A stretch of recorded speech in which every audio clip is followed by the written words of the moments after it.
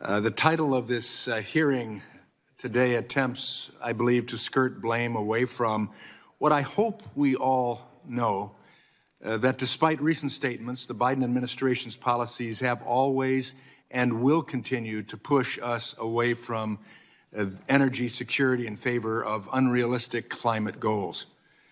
On his first day in office, President Biden issued an executive order revoking the cross-border permit for the Keystone XL pipeline. My colleagues have pointed out the long list of policies they have implemented since that time, whether it be the unrealistic CAFE standards, the recent SEC rules, or the ongoing threats to existing pipelines like Line 5 in Michigan. They all create an inhospitable environment for energy investment. Meanwhile, our constituents are suffering. Recently, a constituent wrote to me, not far from my personal home, saying that someone had drilled overnight a hole in their truck's gas tank and stole their gas. This is the environment that Biden inflation and President Biden's energy policies have created. It could get worse. Clearly, something needs to change. And so, General McMaster, just a few months ago, sir, there were reports that the Biden administration was actively exploring the possibility of terminating the Line 5 pipeline in Michigan, a U.S.-Canada pipeline which brings light crude oil and natural gas to Canada and our state and states across the Midwest. Doing so would cost thousands of jobs and further raise already record high costs for energy for Michiganders. General McMaster, what message does the Biden administration send both at home and abroad when they talk about closing cross-border pipelines?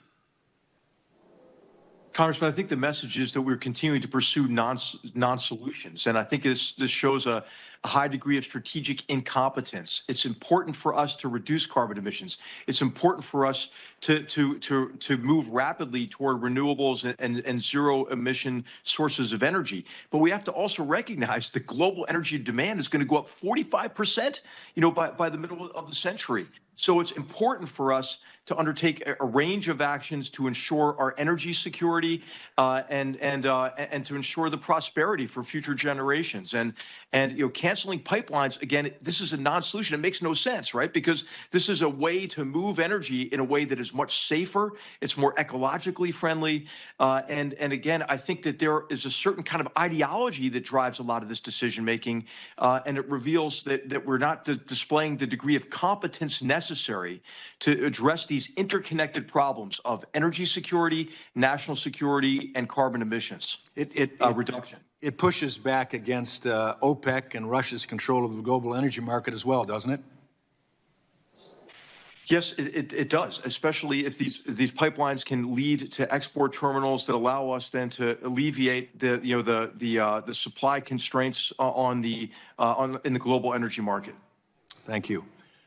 Ms. Watkins, Mr. Woods, and Mr. Lawler, Line 5 services some of your refineries, and I've been at some of those refineries. Closing the pipeline, Line 5 pipeline, would mean thousands of additional trucks on the road, rail cars, tankers on the tracks, going through our communities, creating safety hazards and more emissions, actually, rather than a pipeline. Do you agree that pipelines are the safest and most efficient way to transport fuel? Ms. Watkins? Yes, sir. I believe that there is a way to transport fuel. Mr. Woods? Yes. Mr. Lawler? When properly maintained, absolutely. And that is key. Properly maintained, and Line 5, in fact, it's more than properly maintained. They're attempting to dig a tunnel underneath the Great Lakes to totally encase it, keep it protected from any type of damage to bring it across. And so the fact that we can't, and it would be great to have had our energy secretary here before we all talk today, so we could ask those questions in the context of what it's doing in your industry. I appreciate your answers, and with that, I yield back.